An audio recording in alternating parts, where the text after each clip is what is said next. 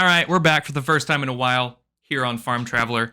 So, for our first clip of the interview that will be going out later this week, it's a clip with farmer Lee Jones, and he's going to be talking about what they do, maybe why it's important to eat seasonally, and really how to connect with farmers and ranchers at farm stores and how important they are for local communities.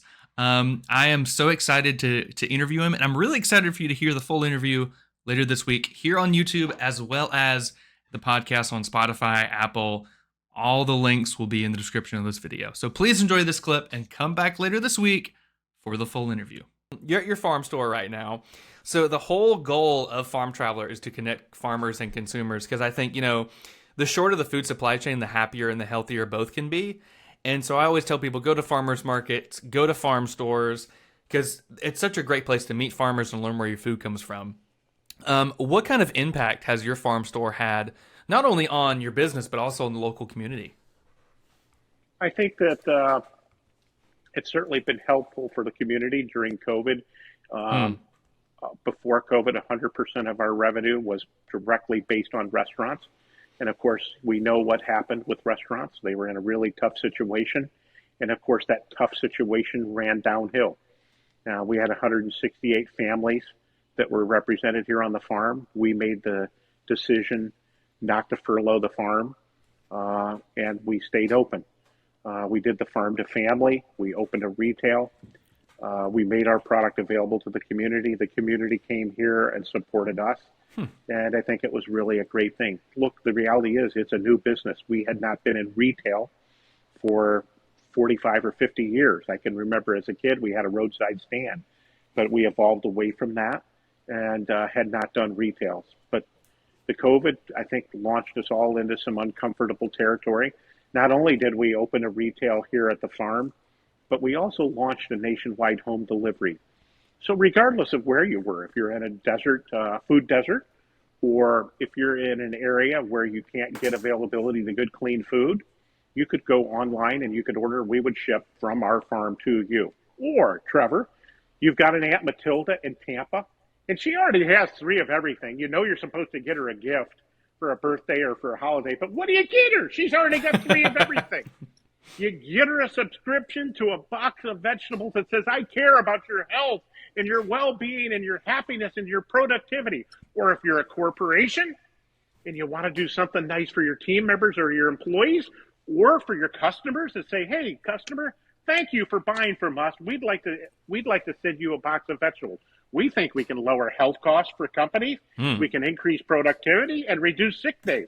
This is a great investment. You're either going to pay the farmer or you're going to pay the doctor. And I can guarantee we're a much better value than the doctor. We all know how much we're paying for some of these drugs out there. It's ridiculous. It's a better investment to invest in clean food.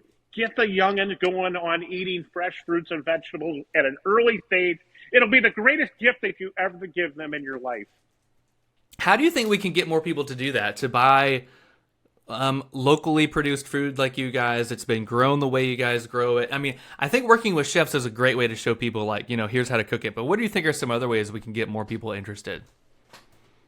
Well, we have a chef here at the farm market on Saturdays, and we've taken on kind of a different idea. Chef Jamie and I were brainstorming. We were over in Italy doing some filming with Rachel Ray, and she suggested we go to this place before we did the filming just to look around because we had a couple hours to kill.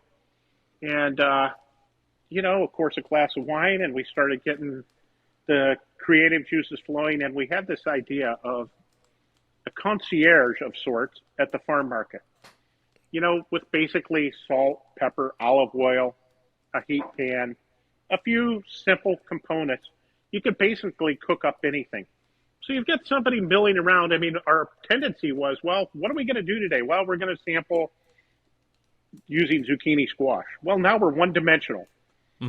But the chef walks around. He sees he or she looking with their kids, and they're like, hey, have you ever tried those before? Well, never tried them. I never saw my mom cooking with them. Never saw my dad cooking with them. Well, come on, let's grab one. And you take it over. You got the cutting board. You cut it.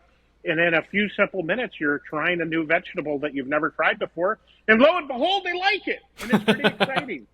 It's just getting outside of the box. Look, good for you doesn't have to be something that doesn't taste good. It's Mm-hmm. really the winning combination. If something is grown right and in balance, it tastes great, and we don't need all the added additives, if you will.